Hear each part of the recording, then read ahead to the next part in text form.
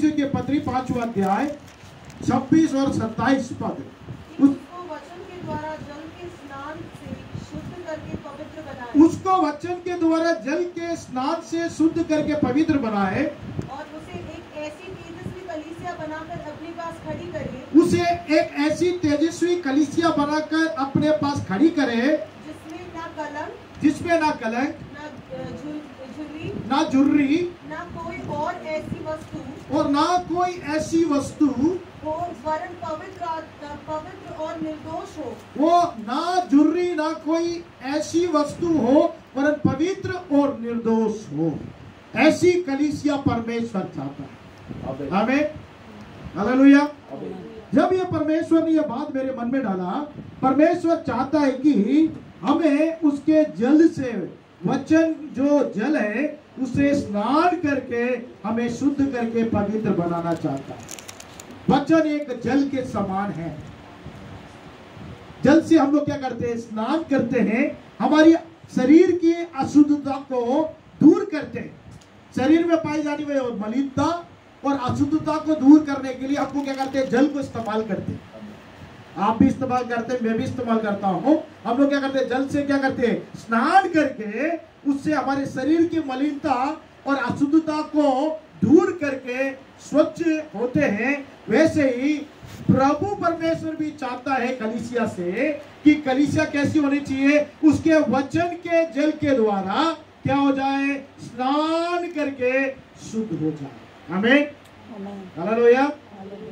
दूल्हे से मिलने के लिए, दूल्हा यीशु आएगा, उससे मिलने के लिए कलीसिया कैसी होनी चाहिए? शुद्ध होनी चाहिए, पवित्र होनी चाहिए, होली होनी चाहिए, क्योंकि हमारा बुलाने वाला परमेश्वर पवित्र पवित्र पवित्र। परमेश्वर के स्वर्गदूत रात दिन उसकी स्तुति करते, बोलते हैं सेनाओं का यहोवा परमेश्वर पवित्र पवित्र पवित्र।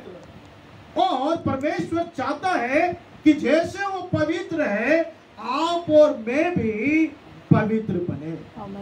बिना पवित्रता से उसे हम ना तो देख सकते हैं, ना उसके सम्मुख आ सकते हैं। जैसे शरीर में मलिनता के साथ और शरीर में अशुद्धता के साथ किसी के सामने हम लोग नहीं जाते हैं। हम लोग क्या करते हैं? सब स्नान करके जल से अपने आप को धोकर हम लोग क्या करते हैं? शुद्ध होकर ही कहीं जाते या किसी के सामने आना पसंद करते हैं। वैसे ही परमेश्वर चाहता है कि उसके सामने आप और जो मैं है, जो मसीह यीशु में प्रभु ने बुलाया है, वो चाहता है कि आप और मैं क्या बने? उसके वचन के द्वारा जल से स्नान करके शुद्ध और पवित्र बन जाए। जैसे तुम्हारे बुलाने वाला पवित्र है, वैसे तुम भी सारे चाल चलन में क्या बन जाओ? पवित्र। बिना पवित्रता, इब्रानी 12 का 14 कहता है, बिना पवित्रता का उसको कोई भी नहीं देख सकता। अगर हमें परमेश्वर को देखना है और परमेश्वर के साथ उठाया जाना है, तो आपके और मेरे अंदर में शुद्धता होना चाहिए, पवित्रता होना चाहिए। जब तक शुद्ध और पवित्रता न रहेगा, तब तक हम ना तो परमेश्वर के नजदीक जा सकते हैं, ना पवित्र परमेश्वर को देख सकते हैं और परमेश्वर के संग नहीं रह सकते हैं। तो मेन जो बात है, मुद्दा है, बिंदु है, पवित्रता जरूरी है, शुद्धता जरूरी है। हमारे विचार में, हमारी कल्पना में, हमारे भावना में, हमारे देह में पवित्रता होनी चाहिए, क्योंकि ये देह किसका मंदिर है? परमेश्वर का मंदिर है। परमेश्वर कहता है कि इस देह में मैं वास करना चाहता हूं। परमेश्वर हमारे देह में वास करना चाहता है, इसे आप और मैं पवित्र रखने की जरूरत है। अभी जैसे यहाँ पर हम लोग मिलकर आराधना करते हैं चर्च में, तो इसको हम लोग क्या करते हैं? कोशिश करते हैं पवित्र रखने के लिए।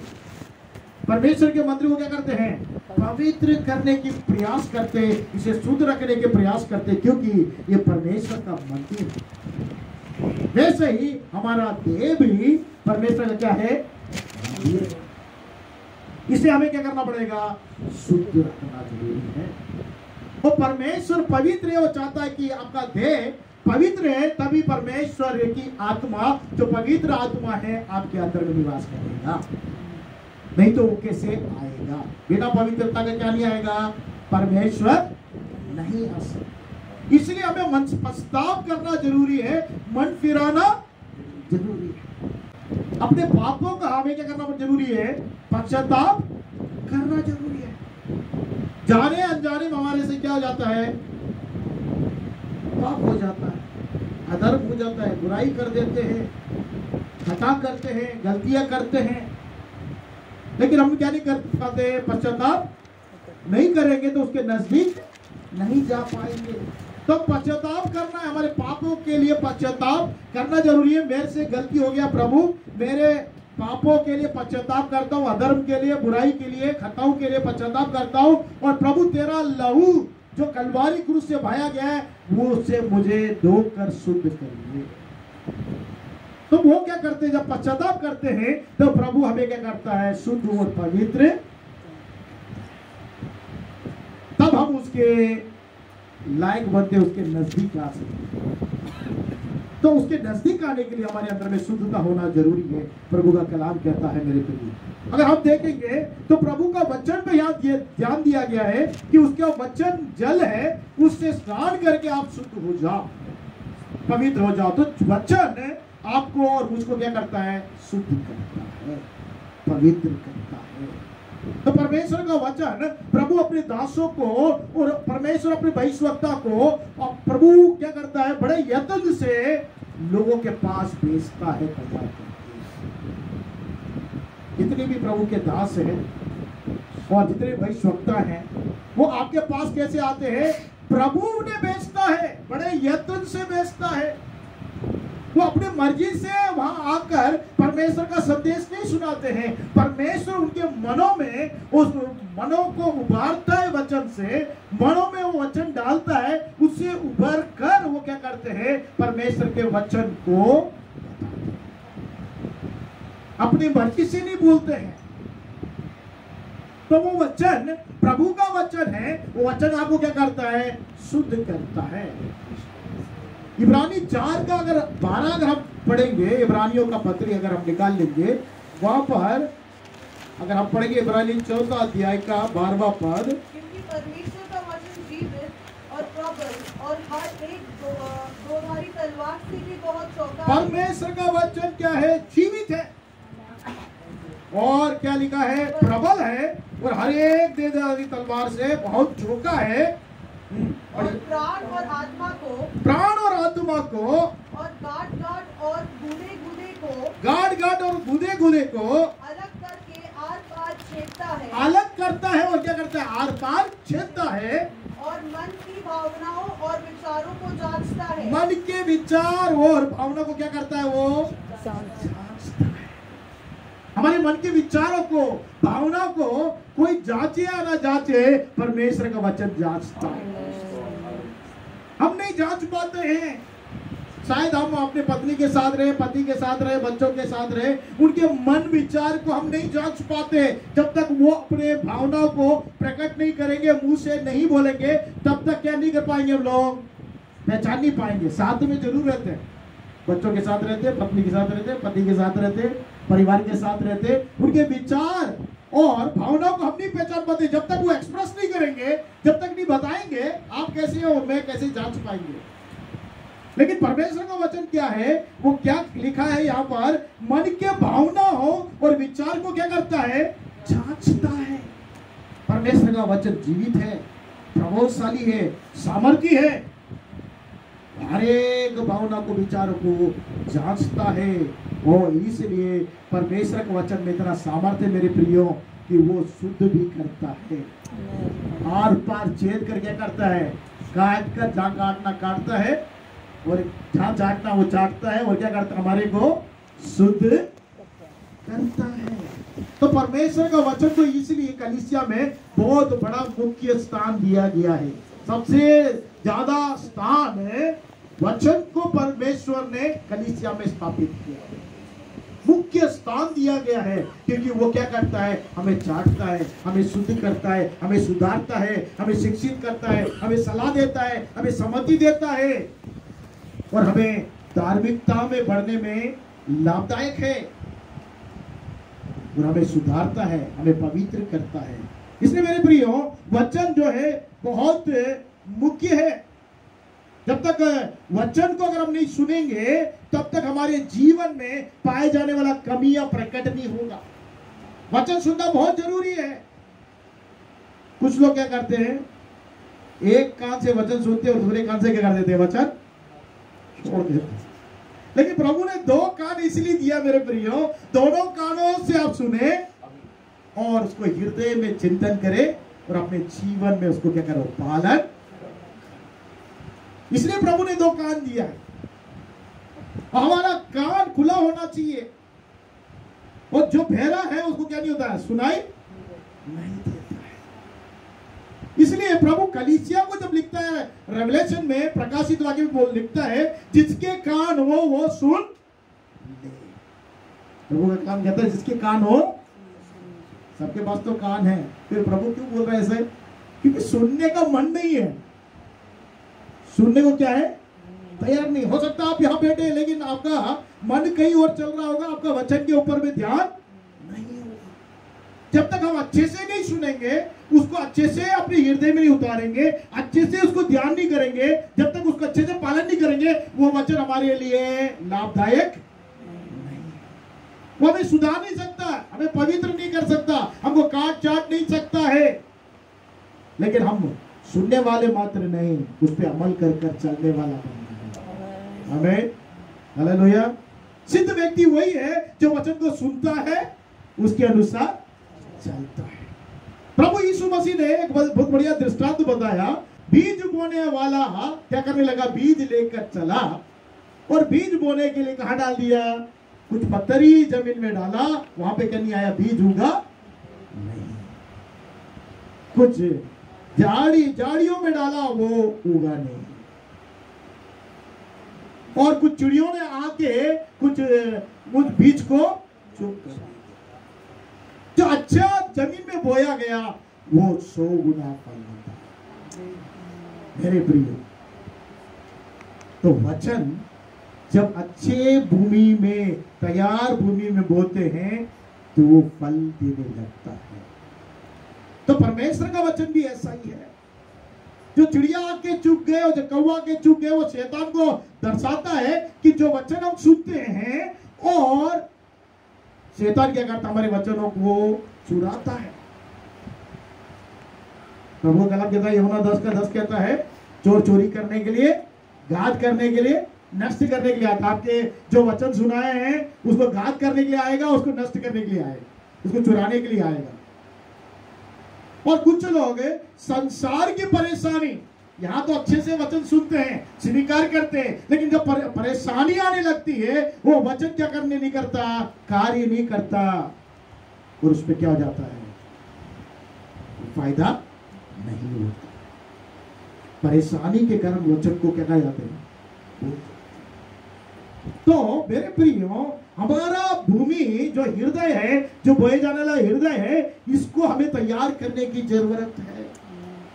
जब तक हमारा हृदय तैयार नहीं होगा, हमारे कान तैयार नहीं होगा, जब बोया जाने वाला वचन है, जब तक बोया नहीं जाएगा तब तक वो फलवंत है।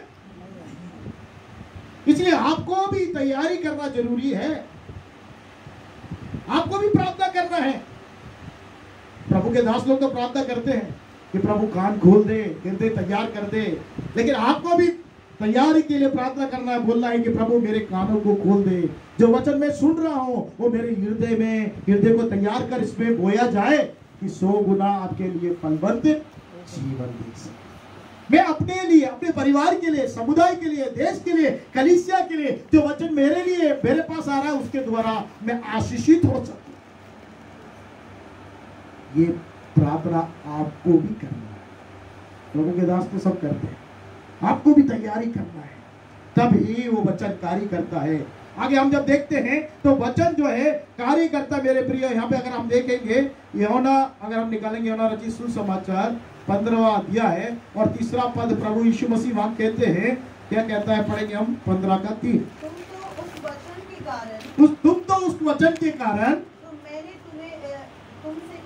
मैंने तुमसे कहा है शुद्ध शुद्ध हो। मैंने तुमसे जो वचन कहा, यीशु मसीह कहता है, जो वचन मैंने आपको बताया है उससे आप क्या हो गए? शुद्ध हो। तो परमेश्वर का वचन सुनने से हम शुद्ध हो जाते हैं। परमेश्वर के वचन को पालन करने से हम शुद्ध हो जाते हैं। परमेश्वर का वचन हमें शुद्ध करता है, जैसे जल धोकर शुद्ध करता है, परमेश्वर का वचन भी जल के समान है, वो हमें धोकर शुद्ध करता है। हमें हालेलुया। तो आपको और मुझको शुद्ध करने वाला परमेश्वर का वचन है, वह परमेश्वर का जल है, वो शुद्ध करता है। यीशु मसीह ने कहा, जो वचन तुमने सुना है उससे आप लोग क्या हो गए? शुद्ध। तो यीशु मसीह का वचन जब सुनते हैं, परमेश्वर का वचन, उसके कलाम से जब हम सुनते हैं, उससे आप और मैं क्या हो जाते हैं? सुनकर शुद्ध हो जाते हैं, पवित्र हो जाते हैं। और आगे अगर हम देखेंगे मेरे प्रियो, ये परमेश्वर का जो कलाम है, उस वचन से अगर हम आगे बढ़ते हैं तो वो वचन कैसे शुद्ध करता है? यूहन्ना पहला अध्याय का पहला वचन कहता है कि आदि में वचन। हम लोग सबको वो स्मरण है, आदि में वचन था और वचन परमेश्वर के साथ, और वचन ही आदि में कुछ भी नहीं था। इन द बिगिनिंग गॉड के पास क्या था? वर्ड था। वो वर्ड है ही क्या हुआ? देहधारी हुआ। 14 पद कहता है कि वो देहधारी हुआ, जिसको एक नाम दिया गया, यीशु करके नाम दिया। क्या नाम दिया? यीशु। तो वर्ड बिकेम क्या हो गया? जब वो फ्लैश हुआ तो उसको एक नाम दिया गया। तो यीशु मसीह परमेश्वर के वचन में था, परमेश्वर के साथ था, गॉड के साथ था, गॉड के साथ था, और वो वचन क्या हो गया? देहधारी हो गया। उसके नाम दिया गया यीशु। अगर वचन आपके साथ है तो कौन आपके साथ है? यीशु आपके साथ। अगर वचन आपके साथ नहीं है तो कौन साथ में नहीं है? यीशु। तो वचन हमारे साथ होना बहुत जरूरी है हमें, क्योंकि परमेश्वर के साथ वो वचन था और वचन देहधारी हुआ। वो जब देहधारी हुआ वो यीशु कहलाया गया। आज भी यीशु आपके साथ और मेरे साथ है, चाहे हम किसी भी परिस्थिति से क्यों ना जाए, कितनी भी तकलीफ से क्यों ना जाए। कौन है साथ में? यीशु साथ है। आपके जीवन के नाव में कौन है? यीशु है।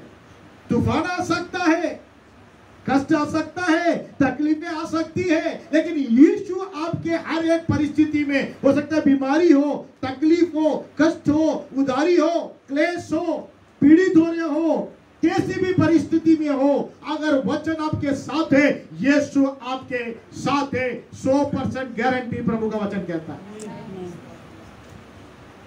100% गारंटी कोई नहीं देता है। हम एडवर्टाइजमेंट देखते क्या बोलते हैं? 99.99% सफाई कर देगा। कोई भी प्रोडक्ट अगर हम लेते हैं सफाई के लिए, क्या बोलते हैं? 99.99% जम्स को क्लियर करता है, 1% क्या करे? 0.01% छोड़ देता है। लेकिन प्रभु का वचन 100%, 100% क्या करेगा? आपके साथ रहेगा, कैसा भी परिस्थिति में। यीशु मसीह जब नाव में जा रहा था, बोला चलो पार चले शिष्यों से, तो यीशु मसीह के नाव में कौन था? यीशु मसीह के नाव में चेले लोग थे। और जब यीशु मसीह सो रहा था तो क्या आ गया? वहां पे बताया गया तूफान आया। कौन है साथ में?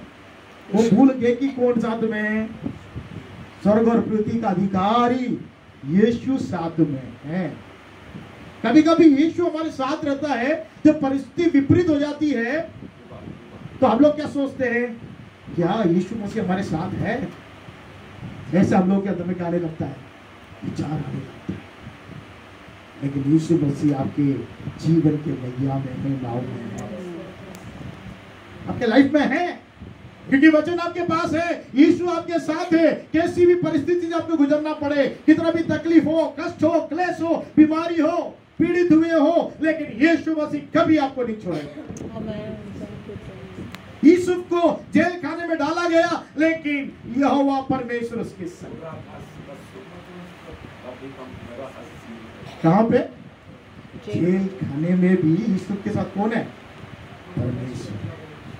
अब कैसी भी परिस्थिति में क्यों ना हो, उस सारी परिस्थिति में आपके संग रहने वाला एक है, वो प्रभु यीशु मसीह। अगर आपने उसको अपना जीवन दिया है, उसे स्वीकार किया है, उस वचन को स्वीकार किया है, कैसी भी परिस्थिति क्यों ना हो, यीशु मसीह आपके साथ। पहाड़ भी उलट जाए, प्रभु यीशु मसीह का मेरा एक वचन बिंदु क्या नहीं होगा, बिना पूरा हुआ नहीं होगा। उसका वचन पूरा होगा। आपको जो परमेश्वर ने प्रतिज्ञा दिया आपके जीवन के लिए, उस पे आप संदेह ना करें, उस पे आप विश्वास नहीं करें कि ये वचन मेरे जीवन में पूरा होगा कि नहीं होगा। उसने कहा है, आपको प्रोमिस की है, प्रॉमिस किया है, तो निश्चय आपके जीवन में वो पूरा होगा। वो पूरा करने वाला परमेश्वर है। आगे जब हम देखते मेरे प्रियो, यूहन्ना 13 का 10 भी पढ़ लेंगे। यूहन्ना रचित सुसमाचार 13 का 10 भी पढ़ लीजिए। यूहन्ना रचित सुसमाचार 13 का 10। यीशु ने उससे कहा, जो नहा चुका है, उसे पाँव के सिवाय, उसके पाँव के सिवाय और कुछ धोने की आवश्यकता नहीं। कुछ धोने की क्या जरूरत नहीं है, आवश्यकता नहीं है। जो नहा चुका है, अगर आप प्रभु यीशु मसीह के द्वारा, वचन के द्वारा नहा चुके हैं, अपने बैप्टिज्म ले चुके हैं, बपतिस्मा ले चुके हैं, तो बार बार जाके पानी में डूबकर बपतिस्मा लेने की जरूरत नहीं है। आपका पैर धुल जाए काफी है, पूरा स्नान करने की जरूरत नहीं है। प्रभु ने एक बार आपको अपने वचन के द्वारा आपको क्या कर दिया, शुद्ध कर दिया है, पवित्र कर दिया है। आपको क्या कर दिया है, शुद्ध और पवित्र कर दिया। किसके द्वारा, परमेश्वर के जल के द्वारा। फिर हमसे खताएं हो जाती है, गलतियां हो जाती है, तो हमें क्या करना है की जरूरत नहीं है, फिर से स्नान लेने की जरूरत नहीं है। वो गलती जो है, उस गलती साफ हो जाए काफी। तो गलती क्या है, अगर हमारे पाँव ने है गलत किया है, तो पाँव धुल जाए तो काफी है, पूरा स्नान करने की। इसका मतलब है पश्चाताप करके, हमने पश्चाताप किया और उसको छोड़ दिया, तो परमेश्वर क्या करता है, फिर से हमें क्या करता है, पूरी रीति से शुद्ध। तो मेरे प्रियो, प्रभु का कलाम कहता है कि हमें क्या करना है, शुद्ध होना जरूरी है, पूरी रीति से शुद्ध होना जरूरी है। उसके संग चलने के लिए हमारा पैर क्या होना चाहिए, शुद्ध होना चाहिए। हानोक जो है परमेश्वर के संग चला, आप और मैं भी इस संसार में उसके संग चल सकते हैं अगर हमारा पैर शुद्ध रहेगा, क्योंकि हमारा परमेश्वर बुलाने वाला पवित्र है। वो शुद्ध को चाहता है, शुद्धता को ज्यादा जोर देता है, उसका वचन शुद्ध है, वो हमें शुद्ध करने वाला परमेश्वर है, शुद्ध करके पवित्रता में चलाने वाला परमेश्वर है। अपनी कलीसिया को शुद्ध करने के लिए परमेश्वर ने वचन दिया है। काय के लिए वचन दिया है, आप और मैं जो कलीसिया है उसके, परमेश्वर के मंदिर है, आप और मैं शुद्ध हो जाए। इस शुद्धता को बिगाड़ने के लिए एक बंदा है जो अशुद्ध करना चाहता है आपको और मुझको। शैतान है जो क्या करता है, आपको और मुझको क्या करने की कोशिश करता है, अशुद्ध करने की कोशिश करता है, पाप में गिराने की कोशिश करता है, खताएं हमारे जीवन में लाने की कोशिश करता है कि खताएं हो जाए, जिसे हम किसके साथ ना चले, परमेश्वर के साथ। लेकिन आपको और मुझको जोर देना है पवित्र परमेश्वर का चलने के लिए, हम भी शुद्ध हो जाए, हम भी पवित्र हो जाए। प्रत्येक दिन हमारा काम होना है कि हमारी शुद्धता के बारे में हमें सचेत रहना है। क्या रहना है, सचेत। हवा सचेत नहीं थी, इसलिए शैतान ने क्या कर दिया, बड़े चालाकी से, दूरदर्शिता से उसको क्या कर दिया, हवा को। अगर आप और मैं जागरूक और सचेत नहीं रहेंगे, आपको और मुझको भी शैतान क्या कर सकता है। आपको और मुझको अवेयर होना जरूरी है कि परमेश्वर पवित्र है, वो शुद्धता को चाहता है, हमारे अंदर में वो शुद्धता रहनी चाहिए। हम अपने आप को शुद्ध रखना है। तो इसलिए हम क्या करना है, परमेश्वर के वचन को पढ़ना है। बाइबल हम सबके हाथों में परमेश्वर देने का कारण यही है मेरे प्रियो। कितने प्रभु के दास और दासियों लोग ने अपना जीवन को कुर्बान किया, तब जाके हमारे हाथों में क्या आ गया है, बाइबल। और सबके पास आराम से मुफ्त में भी मिल रहा है, कुछ पैसा देकर भी हम बाइबल खरीद सकते हैं, सबके हाथ में है। एक जमाना था कि सिर्फ पादरी लोग के पास, बिशप के पास बाइबल हुआ करती थी, बाकी लोग क्या नहीं कर सकते थे, बाइबल पढ़ नहीं सकते थे। आज आपके और मेरे हाथों में परमेश्वर ने बाइबल दिया है। परमेश्वर का वचन है जो हमें शुद्ध करता है, प्रत्येक दिन हम पढ़ने के लिए, अभ्यास करने के लिए, और उसके द्वारा हम शुद्ध होकर परमेश्वर के साथ चलने के लिए, उसकी सम्मति लेने के लिए, उससे सलाह लेने के लिए परमेश्वर ने बाइबल दिया है। क्या आप और मैं ईमानदारी से रोज बाइबल पढ़ते हैं? हम लोग क्या बोलते हैं, we are very busy pastor, लेकिन परमेश्वर का वचन जो है हमें सलाह देता है, हमें सम्मति देता है, जिस मार्ग में चलना है उस मार्ग को दिखाता है। अगर आप अंधेरे में चलेंगे तो क्या हो जाएगा, आपका पैर टकराएगा, आप गिरेंगे। लेकिन परमेश्वर का वचन, प्रभु का कलाम कहता, परमेश्वर का वचन उजियाला है आपके मार्ग के लिए, दीपक है आपके पांव के लिए उजाला है। वो मार्ग बताएगा आपको किस मार्ग में चलना है, आपको फोकस करेगा। हम जब रात में गाड़ी में जाते हैं, चाहे कार में जाए, बाइक में जाए, अगर लाइट नहीं जलेगा तो आप और मैं जा सकते हैं? रोड अंधेरा है तो हम कैसे जाएंगे? हमको गाड़ी में क्या चाहिए, लाइट। उस जमाने में जब मैं बहुत छोटा था, तब साइकिल में लोग जाते थे, उसके सामने एक लाइट लगाते थे छोटा सा, मैंने देखा अपने बचपन में। जो साइकिल चलाते थे, रात में क्या होता था, वो लाइट जलता था, उस रोशनी साइकिल से वो तो लाइट की जरूरत है। बिना लाइट के हम क्या करेंगे, टकरा जाएंगे, गिर जाएंगे। तो परमेश्वर का वचन है हमारे पांव के लिए दीपक है, हमारे मार्ग के लिए उजाला है। वो वचन को प्रत्येक दिन हमें अभ्यास करना है, पढ़ना है, ध्यान करना है, और वचन हमारे साथ रहेगा। प्रभु यीशु मसीह हमारे साथ बना रहेगा। ये वचन में यीशु है, वचन हमारी संग होना चाहिए। इसलिए बच्चों को भी हम लोग क्या करते हैं, वचन सिखाते हैं। संडे क्लास में भी क्या करते हैं, वचन सिखाते हैं, उनको स्मरण करवाते हैं कि कम से कम उनके अंदर में क्या रहे, वचन रहे। अगर वचन रहेगा तो यीशु उनके साथ। अब कितना भी व्यस्त हो, कितना भी बिजी हो, लेकिन परमेश्वर का वचन पढ़ना ना भूले। वचन पढ़ के प्रार्थना करना, वो आपको मार्ग बताएगा, आपको वे बताएगा, आपको सलाह देगा, आपको सम्मति देगा।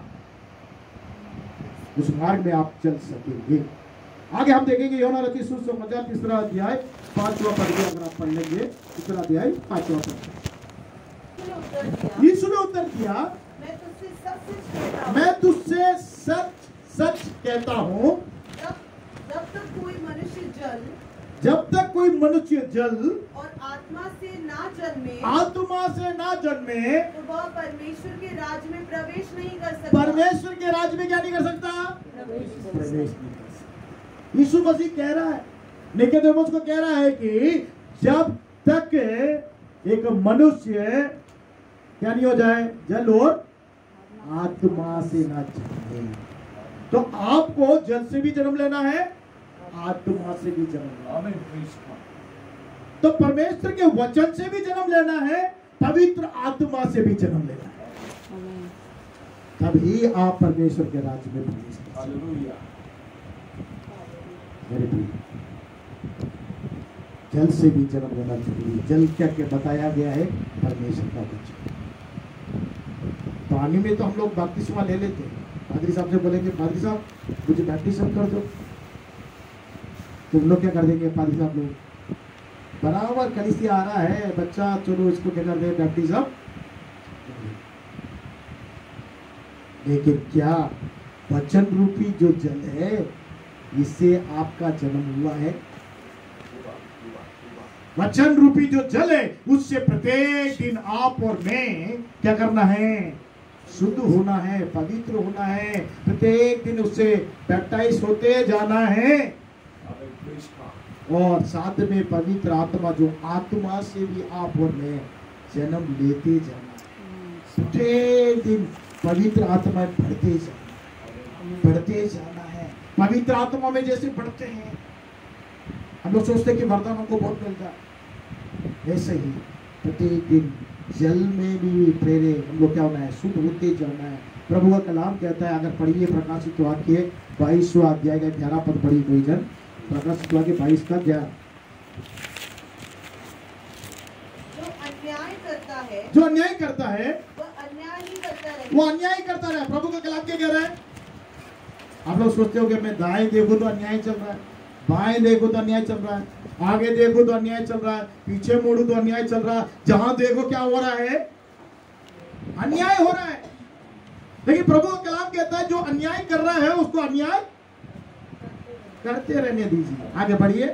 और जो मलिन है, जो मलिन है वह मलिन बना रहे। मतलब जो अशुद्ध है, उसने अपने मलिनता को धोया नहीं है, शुद्ध नहीं किया है, वो मलिन बना रहे, वो अशुद्ध रहे, कोई दिक्कत नहीं है। उसके बारे में आप सोच विचार मत करो। जो मलिनता में है वो मलिनता में रहे, जो अन्याय कर रहा है वो अन्याय कर रहा है, अन्याय करने दो। आगे बढ़िए। और जो धर्मी है वो धर्मी है, जो धर्मी है वो धर्मी बना रहे, और जो पवित्र है जो पवित्र है वो पवित्र बना रहे। आमीन, हालेलुया। मेरे प्रियो, जो पवित्र है क्या बना रहा है? जो धर्मी है वो धर्मी बना रहे हैं। हम लोग सोचते हैं कि वो तो अन्याय कर रहा है, हम लोग अन्याय करें तो क्या फर्क पड़ता है? नहीं प्रिय, वो तो अन्याय करने वाला है, वो अन्याय करेगा। वो मलिनता में है, वो अशुद्धता में है, वो अशुद्ध ही रहेगा। लेकिन आपको और मुझको क्या करना है? शुद्ध होना है, पवित्र रहना है, धर्म के कार्य, भले कार्य करते रहना है। इसलिए प्रभु यीशु मसीह ने आपको और मुझको परमेश्वर ने बुलाया है। जैसे मेरा प्रभु परमेश्वर पवित्र है, आप और मैं पवित्र बन जाए, शुद्ध रहे। उसके वचन हमें शुद्ध और पवित्र और पाक करता है, ताकि हम जब प्रभु यीशु मसीह आएगा, किसको लेके जाएगा? उस दुल्हन को ले जाएगा जिसमें लिखा है, हमने पढ़ा इफिसियों के पत्र में, जिसमें क्या नहीं है? ना कलंक है, ना जुर्री है, ना कोई ऐसा वस्तु है जो उसे पवित्र है, वो निर्दोष है। आप और मैं निर्दोष रहना है, निष्कलंक रहना है, बिना झुर्री के रहना है। आपको और मुझको चाहता है, एक तेजस्वी कलीसिया बनाना चाहता है। कैसी कलीसिया? तेज से चलने वाली, तेजस्वी, पवित्र, हर चीज में तेज होना चाहिए, शार्प होना चाहिए। अगर कुछ सब्जी आप काट रहे हैं, अगर चक्कू आपका शार्प नहीं है तो सब्जी कटेगा? लोग बोले कटेगा? नहीं, उसको शार्प करना जरूरी है। जब तक आप शार्प नहीं करेंगे तब तक कटेगा नहीं। आपका तलवार शार्प नहीं रहेगा तो वो तलवार से शैतान डरेगा नहीं। समझ रहे मेरी बात आप? वचन परमेश्वर का तलवार। मैं पढ़ाता हूँ इफिसियों की पत्री 6वां अध्याय 17 पद आप पढ़िए। उसमें लिखा है कि आत्मा की तलवार जो परमेश्वर का वचन है ले लो। आत्मा का तलवार क्या है? परमेश्वर का वचन है। उसको क्या कर लो? ले लो। किससे लड़ने के लिए? पड़ोसी से लड़ने के लिए नहीं। किससे लड़ने? पति पत्नी से लड़ने के लिए नहीं। किससे लड़ना है? उससे लड़ने के लिए क्या चाहिए हमको? तलवार चाहिए। तो तलवार कौन सा है? परमेश्वर का वचन। लिखा है कि आत्मा का तलवार ले लो, जो परमेश्वर का वचन है ले लो। क्या ले लो? आत्मा का तलवार। परमेश्वर आत्मा का एक तलवार दिया है, उससे आप और मैं शैतान से डर सकते हैं, और किसी बात से वो नहीं डरता। परमेश्वर के वचन से डरता है वो। अगर वो शार्प है आपका तलवार, वो डर के भागे। वचन तो उसको भी मालूम है। ज्यादा क्या मालूम है? आपसे ज्यादा वचन जानता है। मालूम है आपको? नहीं मालूम आपको? यीशु मसीह को जब परीक्षा करने गया तो वचन से बोल रहा है, लिखा है कि तू ऊपर से गिरेगा तो स्वर्गदूत तुझे थाम लेंगे। कहाँ लिखा है? भजन संख्या 51 कोट कर रहा है वो, 91। उसको मालूम है वचन।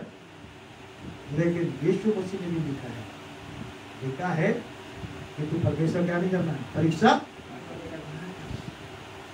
तो वचन कैसे इस्तेमाल करना है आपको और मुझको मालूम होना चाहिए। कब मालूम होगा? जब आप और मैं वचन में अभ्यास करेंगे, वचन को पढ़ेंगे, ध्यान करेंगे, तब हमको अभ्यास होगा, तभी हम लड़ सकते हैं। आपको मालूम है जब लड़ाई के फाइटर लोग लड़ाई करते हैं तो इसी जगह फाइट करते हैं या कुश्ती लड़ते हैं? नहीं, अभ्यास करते, एक्सरसाइज करते, अभ्यास करते, प्रैक्टिस करते। कितनी बार उतने प्रैक्टिस करने के बाद, अभ्यास करने के बाद ही युद्ध में जाते हैं वो और जय प्राप्त करते हैं, गोल्ड मेडल लेकर। क्योंकि अभ्यास करना बहुत जरूरी है, एक्सरसाइज करना बहुत जरूरी है। आपके स्कूल बुक्स में बच्चे लोग पढ़ते हैं, आप लोगों ने पढ़ा है, एक दिया है एक्सरसाइज करके दिया है कि नहीं? क्यों दिया बुक में? कि आप उसको करके क्या हो जाओ, एक्सरसाइज कर करके अपने आप को तैयार करो, तभी आप क्या कर सकते हैं, एग्जाम में पास हो सकते। तो एक्सरसाइज करना मतलब अभ्यास करना बहुत जरूरी है। आप जब तक बाइबल में, परमेश्वर के वचन में अभ्यास नहीं करेंगे, आप शैतान के ऊपर में जय नहीं प्राप्त कर पाएंगे। तो आपका वचन तलवार के समान शार्प होना है, तो अभ्यास करना जरूरी है। तब तक आप अभ्यास नहीं करेंगे, शैतान आपके ऊपर में जय लेता रहे। क्यों शैतान जय ले रहा है? क्यों परेशानी में हम लोग को जयबंद नहीं कर पा रहे हैं? तकलीफ आ रहा है, कष्ट आ रहा है, उस पर जय क्यों नहीं उठा पा रहे हम लोग? इसलिए क्योंकि हम परमेश्वर के वचन में अभ्यास नहीं करते। समय निकाल कर परमेश्वर के सम्मुख में बैठकर परमेश्वर का वचन को ध्यान करें, अभ्यास करें। वो आपको शुद्ध भी करता है और अभ्यास भी करता है, आपको शार्पन बनाता है। शैतान आपको देख के भाग जाएगा, क्योंकि आप शुद्ध हो जाएंगे, वो अशुद्ध है। आप पवित्र हो जाएंगे, वो अपवित्र है, आपके पास नजदीक में आए नहीं, आ ही नहीं सकता। आप पवित्र है तो उसके आपके नजदीक आने के लिए वो डरेगा। आप में अशुद्धता नहीं है तो वो डरेगा, आप अगर शुद्ध है तो, क्योंकि उसके पास क्या नहीं है, शुद्धता नहीं है, पवित्रता नहीं है। और वचन को तोड़ कर क्या करता है, प्रेजेंट करता है उसको। अगर आप अभ्यास करने वाले हैं वचन में, तो आप उस पर जय करें। परमेश्वर चाहता है कि आप और मैं जयवन का जीवन। प्रभु का कलाम कहता है, जो जय प्राप्त करेगा वो स्वर्ग के राज्य में प्रवेश करेगा। जो जय प्राप्त करेगा उसको मैं एक नाम दूंगा। जो जय प्राप्त करेगा उसको मैं एक सुनहरा मोती दूंगा। जो जय प्राप्त करेगा वो जीवन के मुकुट को प्राप्त करेगा। हर बात में जय को दिया गया। जो जय प्राप्त करेगा उसको मैं अपने मंदिर का खंभा बनाऊंगा। जो जय प्राप्त, आमीन। तो आपको मुझको क्या करना है, इस संसार में लेके जय प्राप्त करना है। वहां जाके जय करने की जरूरत नहीं, वो तो ऑलरेडी जय ले चुका है प्रभु। आपको और मुझको परमेश्वर ने पृथ्वी में इसलिए रखा है कि आप शुद्ध हो जाए, परमेश्वर के वचन से उसको अभ्यास करके शैतान के ऊपर में जय ले, हर परेशानी तकलीफ के ऊपर में जय ले, जयवंत के साथ जी सके। पौलुस कहता है, चाहे बीमारी हो, तकलीफ हो, कष्ट हो, है ना, तलवार हो, मुझे प्रभु यीशु मसीह के प्रेम से कोई भी चिंता नहीं कर सकता, लग नहीं कर सकता। क्यों? वो प्रत्येक दिन अभ्यास करने वाले व्यक्ति थे। ऐसा कुश्ती लड़ो कि मैं जय प्राप्त करूं। शैतान कुश्ती लड़ने आता है प्रत्येक दिन, उससे कुश्ती करने के लिए आपको अभ्यास इसमें होना चाहिए वचन में।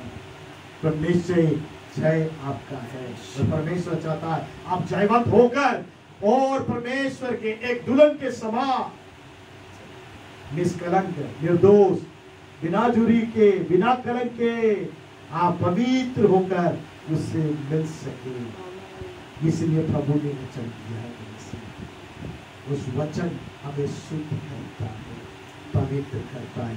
एक तेजी सुनी का विषय है। आइए अपने स्थानों में खड़े हो जाए और प्रभु के सम्मुख में समर्पित करें।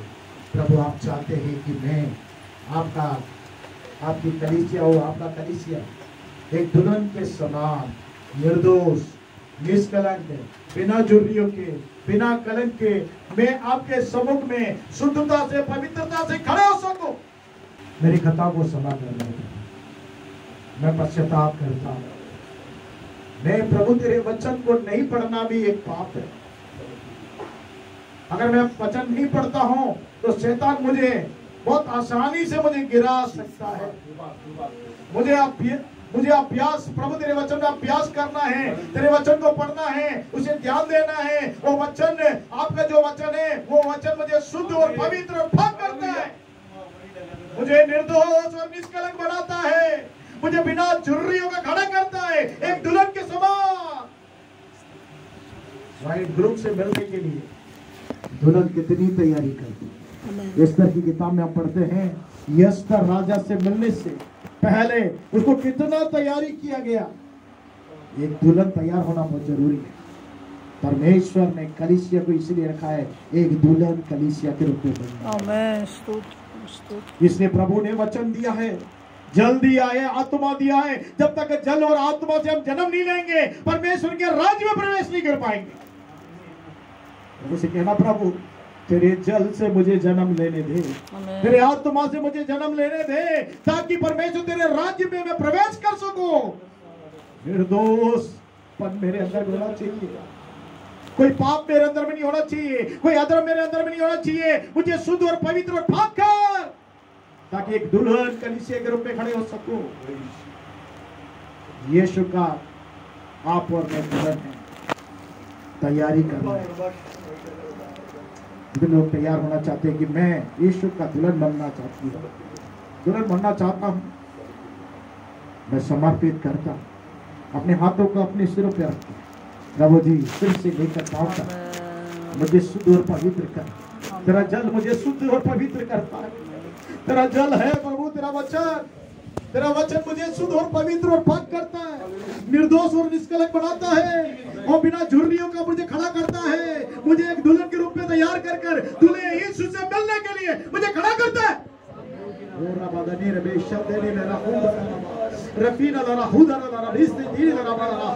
ओ प्रभु, जल और आत्मा से मुझे जन्म देने की अभिषेक से परिपूर्ण कर, मुझे आत्मा से भर दे, तेरे जल से मुझे शुद्ध और पवित्र कर, तेरे वचन से मुझे जन्मा दे।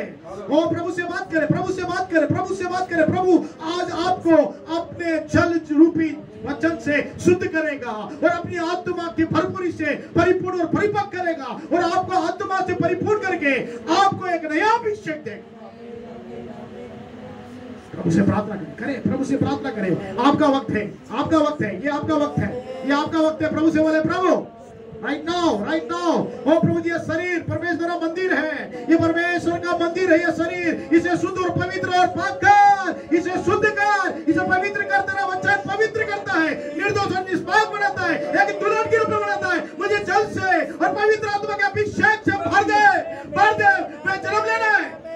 Right now in the name of Jesus, Radhina la Rabhuda la Raba, or Rafabu la Hede Lera, Regina la Rahusha Dina la Rabau Rabau, or Radina Bahishabau la Rabuda la Rababa, Rigiri Revisha Dina Revini Dina Rabaraba, Divini la Huda la Ridin and Birabaraba, oh Prabhu Akri se, Tere Jal se, oh Parmesha Teri Atma se, मुझे भरपूर कर, अभिषेक कर right now. ओ रधी रहूदा नमहूरबा, ओ प्रभु तेरा आत्मा मुझ पर होने पाए, तेरा अभिषेक मुझ पर होने पाए, शैतान के ऊपर में मैं छाया दो सकूं।